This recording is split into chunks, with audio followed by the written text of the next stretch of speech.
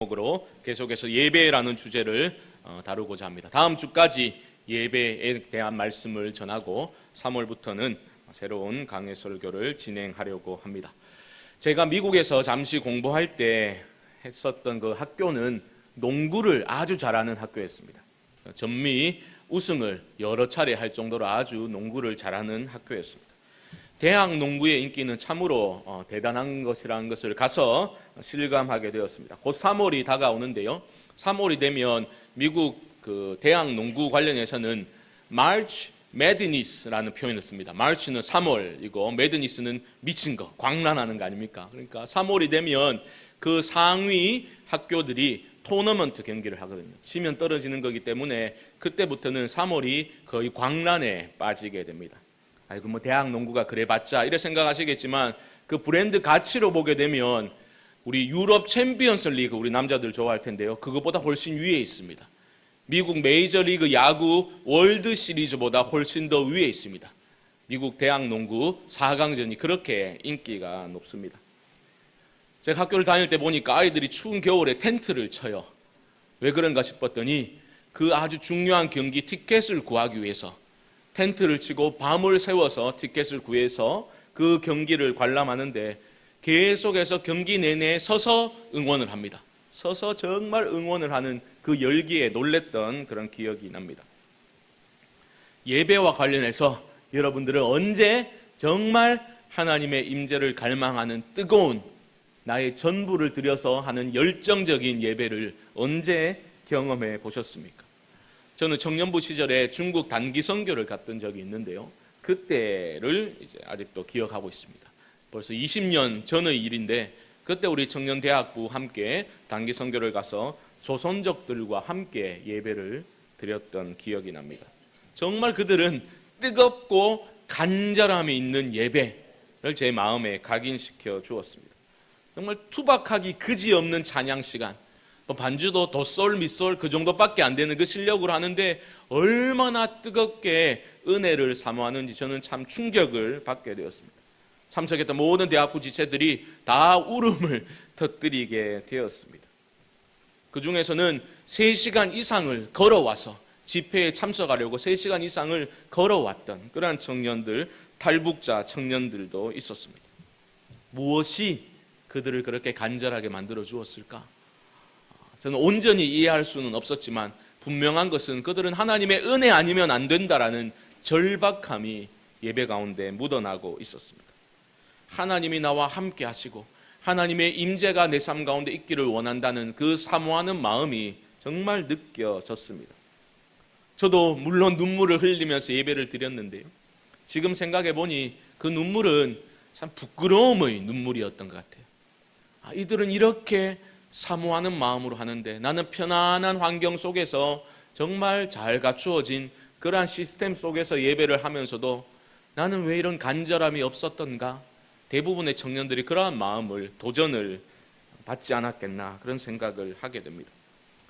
오늘 본문을 보게 되면 하나님의 임재가 나타나기를 원하는 그러한 성전 봉헌식의 내용이 기록되어져 있습니다. 우리도 왜 보통 입당 감사 예배, 그죠? 뭐 헌당 감사 예배 이런 것을 중요한 행사로 그렇게 하지 않습니까? 다윗이 짓기를 원했지만 하나님이 노하셨지요. 네 아들 솔로몬이 지을 것이다. 여호와의 성전이 솔로몬을 통해서 건축이 되었습니다. 이제 성전 낙성식이라는 것은 성전 봉헌식이라고 보면 됩니다. 성전을 하나님께 바쳐 올려드리는 예배다라고 할 수 있는데 국가적인 축제로 치루어지고 있음을 보게 됩니다. 1절을 보시면 이렇게 시작되죠. 솔로몬이 기도를 마치매라고 하고 있습니다. 성전을 봉헌하면서 솔로몬이 대표로 무릎을 꿇고 하나님께 기도를 드렸던 것입니다. 그 기도의 내용이 6장에 기록되어져 있는데요. 한마디로 말하자면 솔로몬은 하나님의 임재를 기도하였습니다. 한 장 앞으로 가셔가지고 보면 좋겠는데요. 6장 2절 말씀 한번 보시죠. 이렇게 말합니다. 내가 주를 위하여 거하실 성전을 건축하여 싸우니 주께서 영원히 계실 처소로소이다 하고 뭡니까? 거하실 성전, 영원히 계실 처소, 하나님이 이곳에 오셔서 임재해 주시기를 간절히 구하고 있는 겁니다. 이곳에 오셔서 우리에게 은혜를 베풀어 주옵소서 기도의 내용입니다. 우리는 신앙인이니까 살아가면서 은혜라는 표현을 참 자주 쓰죠. 뭐 말끝마다 아이고 은혜다, 은혜가 필요하다. 은혜라는 표현을 참 많이 쓰는데 은혜라는 것은 언제 임하게 되는 것입니까? 은혜라는 것은 분명히 알 때 임하게 됩니다. 뭘 알아야 되는가? 하나님의 크심과 나의 작음을 제대로 깨달을 때 하나님의 은혜가 임하게 되는 겁니다. 하나님의 위대하심을 깨달아야 되고 한없이 작고 무능한 나의 존재를 발견할 때에 하나님의 은혜가 임하게 되는 겁니다. 6장 18절 말씀 보십시오. 솔로몬이 이렇게 말합니다. 하나님이 참으로 사람과 함께 땅에 계시리이까? 보소서 하늘과 하늘들의 하늘이라도 주를 용납하지 못하겠거든 하물며 내가 건축한 이 성전이오리이까? 무슨 말입니까? 이 정도로 투자해서 지어놨으니까 계실만 하시오 이렇게 말한 게 아니라 하늘과 하늘들의 하늘이라도 용납하지 못하겠습니다. 하나님의 위대하심을 깨달은 거죠. 한없이 작음을 인정한 거죠. 그때 하나님의 은혜가 임하게 되는 것입니다. 정직한 자기 인식, 그리고 하나님의 크심을 인정하며 무릎 꿇어 기도하고 있는 솔로몬이 반복적으로 무엇을 기도하고 있습니까? 이겁니다. 보시옵소서, 하늘에서 보시옵소서, 그리고 기도를 들어주십시오. 보시고 기도를 들으시고 은혜를 주옵소서. 단순한 기도를 반복하고 있음을 보게 됩니다.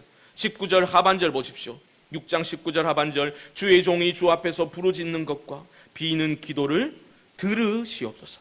20절 하반절, 주의 눈이 주야로 보시오며 종이 이곳을 향하여 비는 기도를 들으시옵소서. 21절 하반절, 주는 그 간구함을 들으시되 주께서 계신 곳 하늘에서 들으시고 들으시사 사하여 주옵소서. 무슨 말입니까?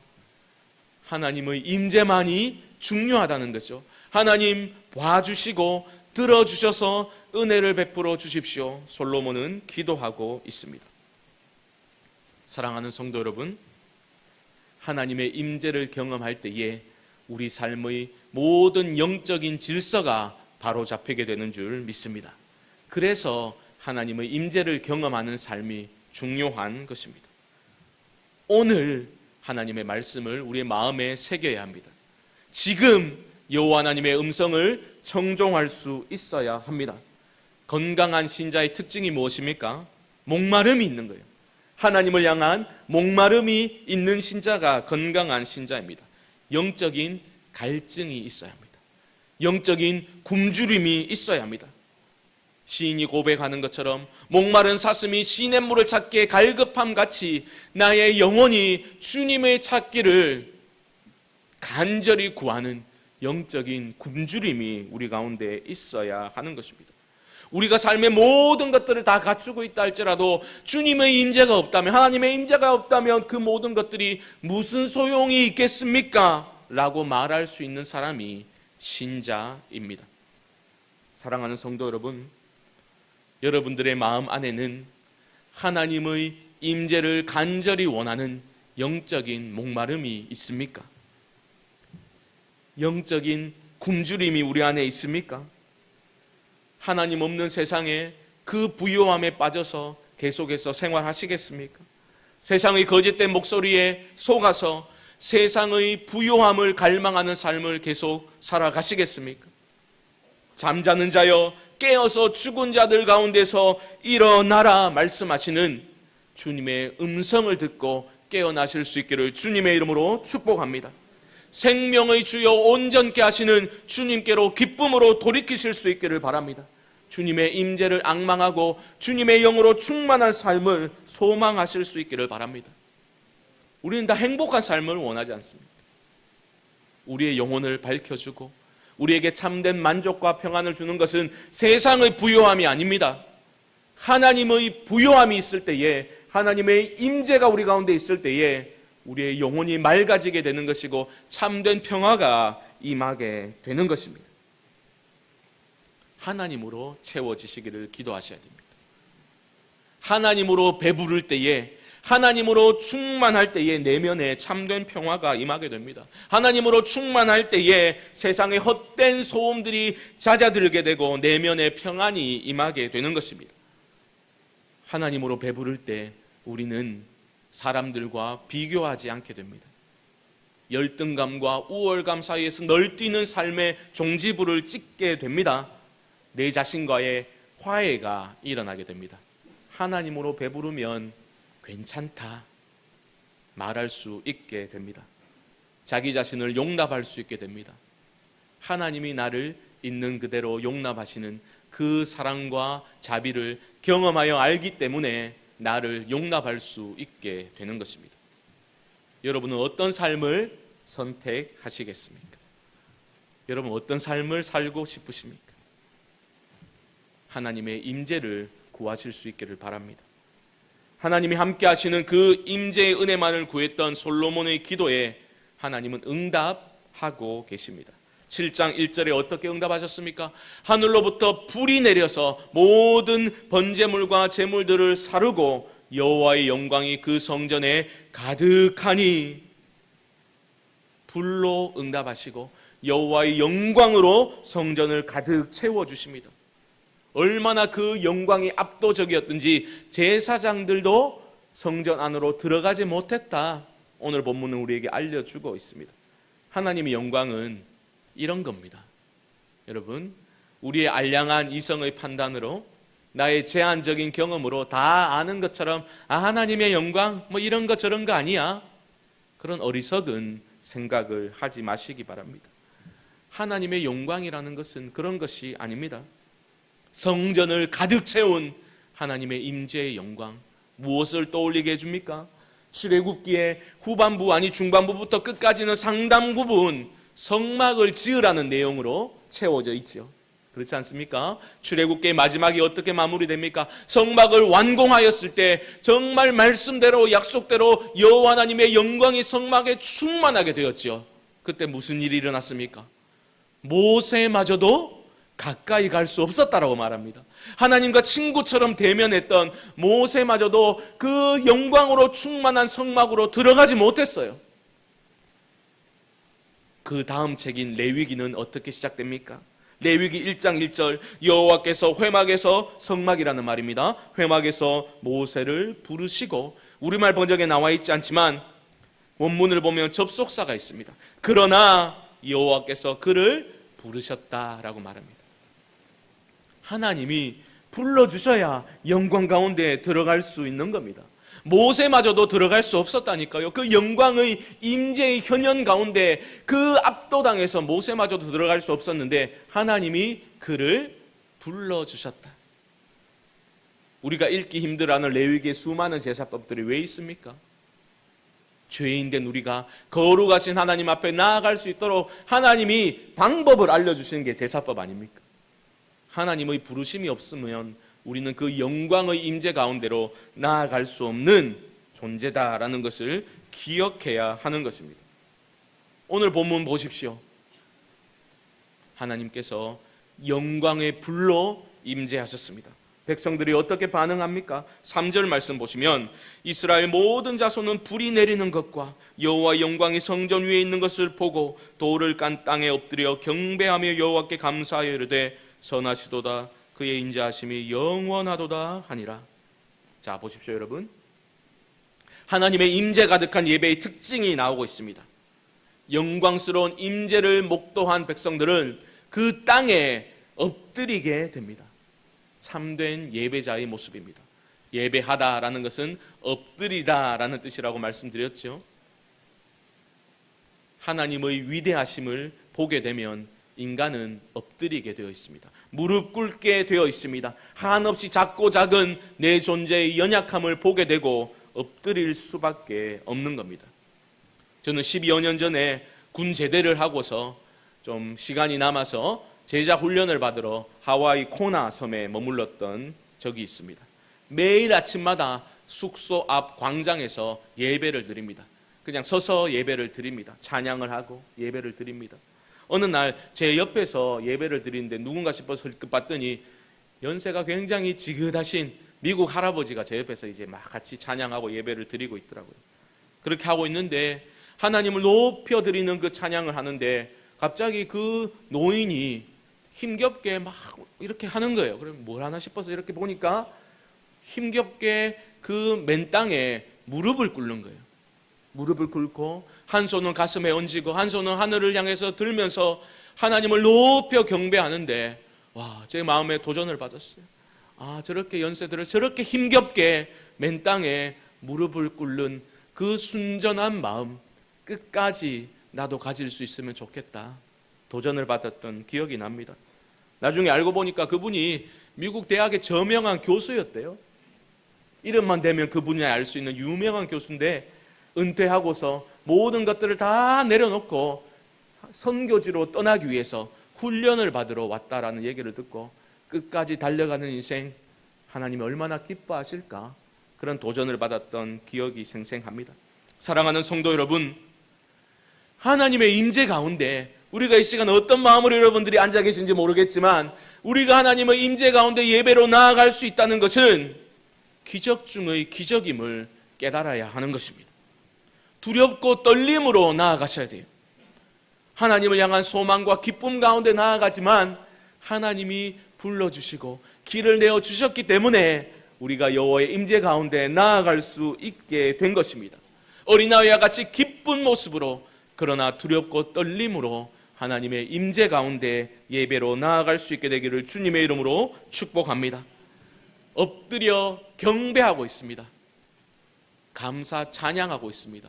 그 내용이 무엇입니까? 3절 다시 보시면 여호와께 감사하여 이르되 선하시도다 그의 인자하심이 영원하도다 하니라.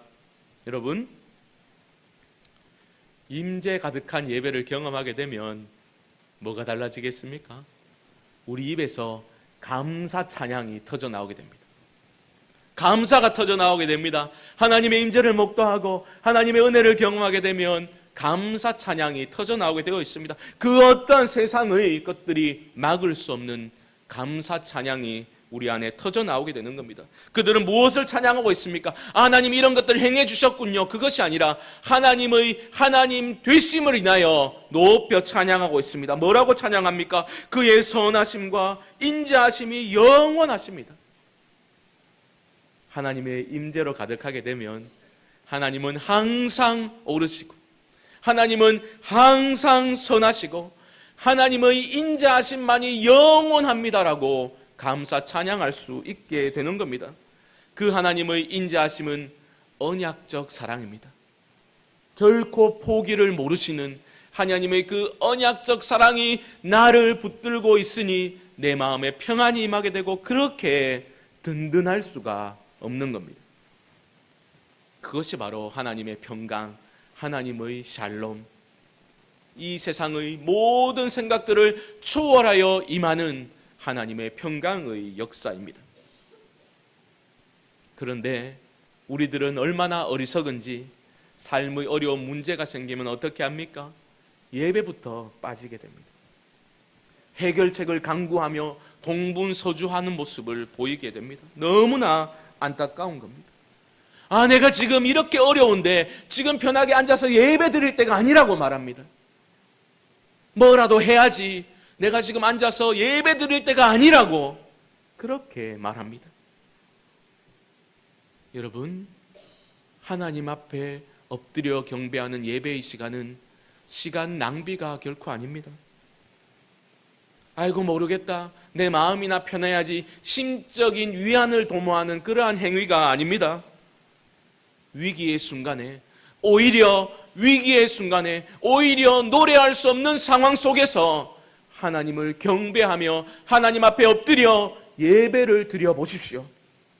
하나님의 샬롬이 여러분들의 마음과 생각을 지켜주실 줄 믿습니다. 그 경험이 우리를 자라게 하는 겁니다. 참된 평안은 하늘로부터 임하는 것입니다. 내가 쟁취할 수 있는 게 아닙니다.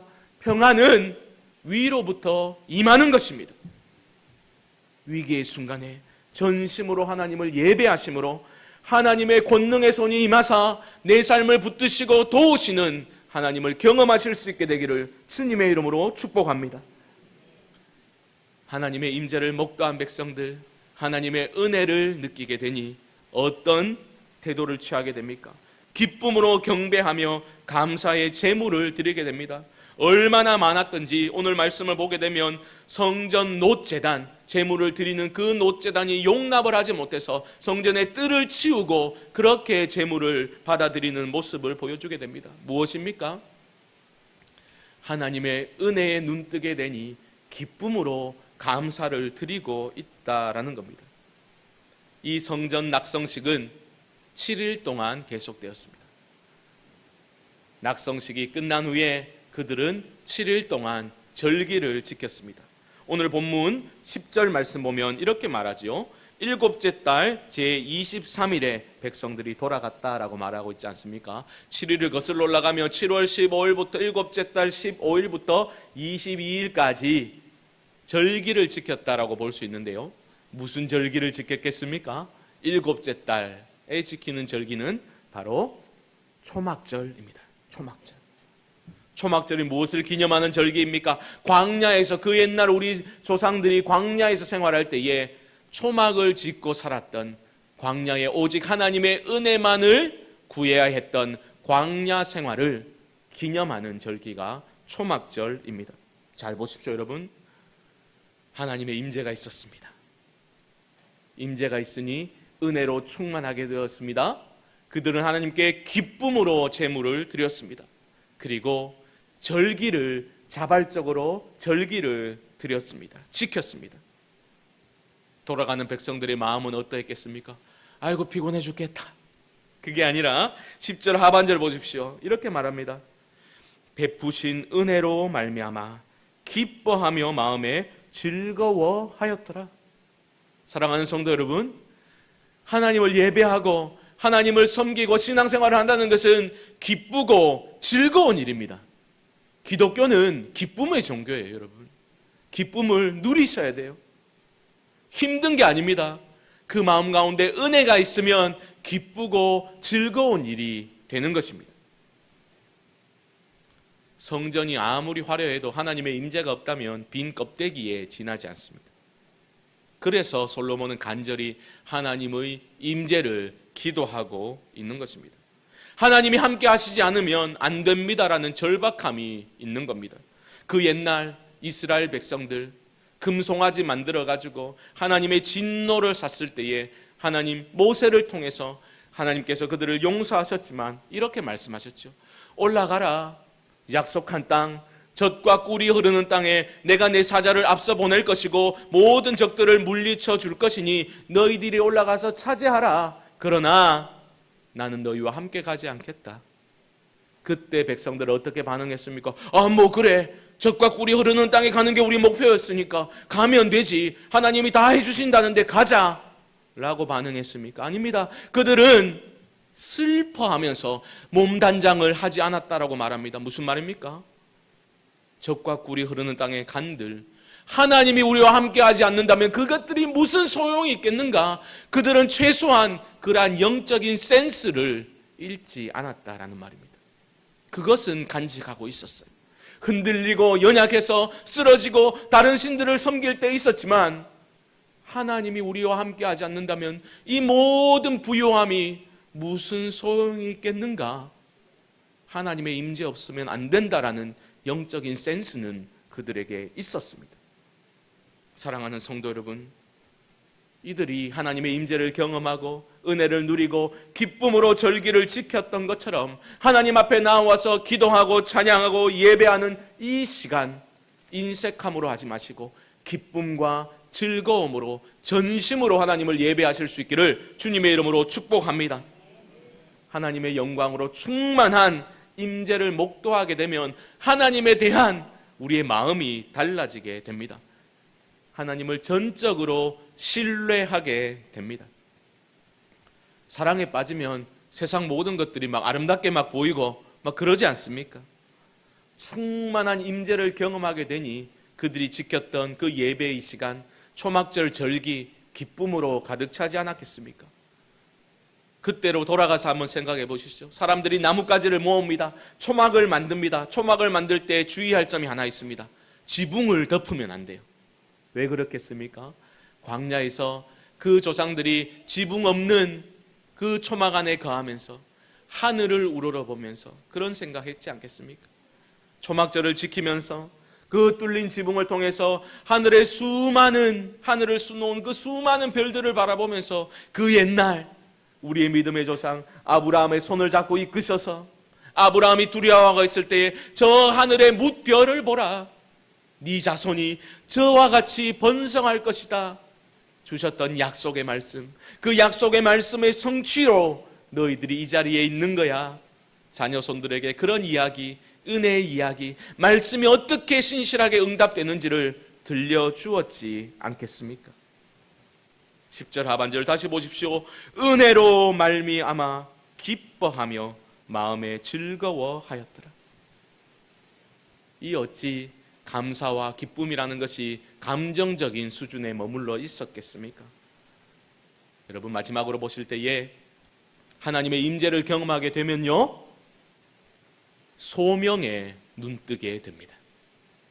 하나님의 부르심에 눈을 뜨게 됩니다.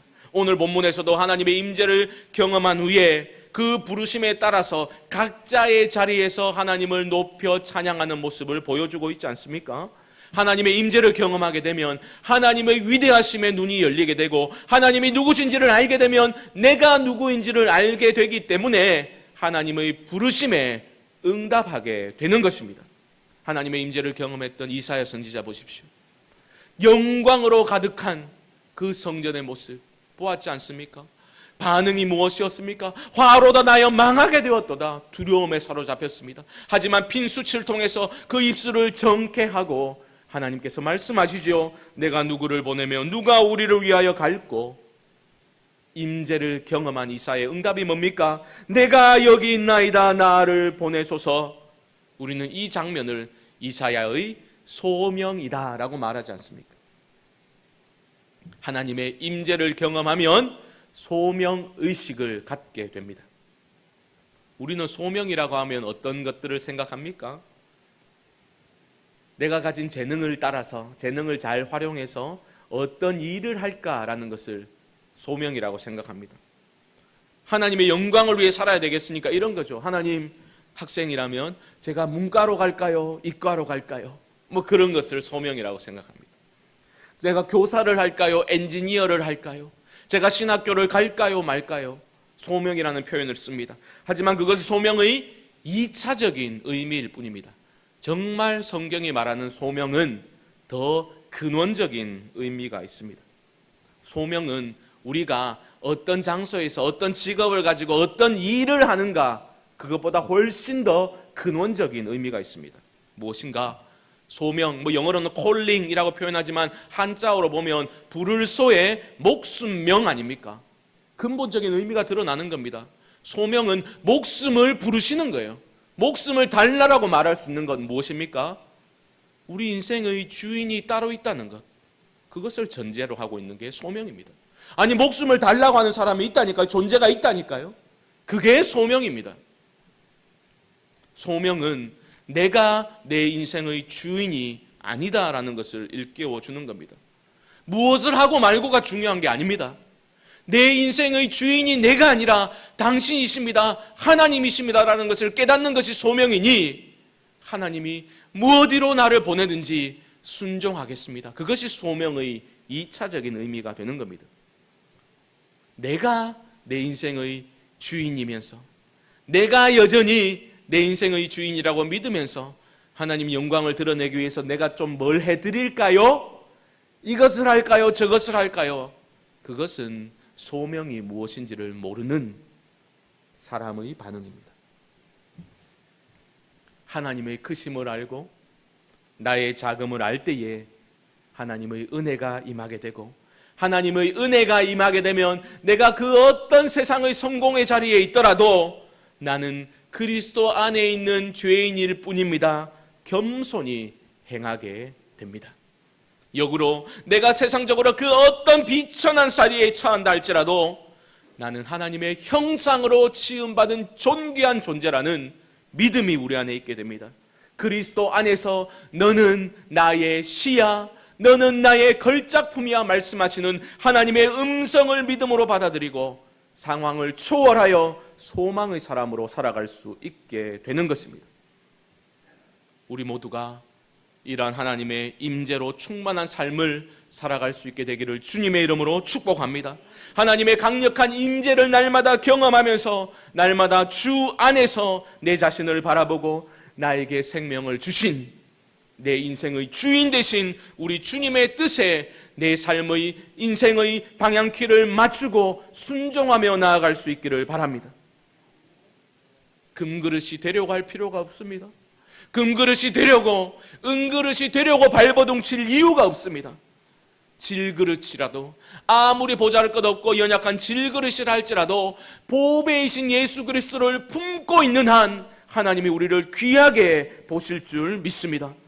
나는 오직 금그릇이 되려고 애쓰는 것이 아니라 부르심에 만족하며 주님의 임재 가득한 삶만을 소망합니다. 부르심에 응답하는 삶이 우리 앞에 펼쳐질 수 있게 되기를 바랍니다. 그렇게 기도하실 수 있기를 바랍니다.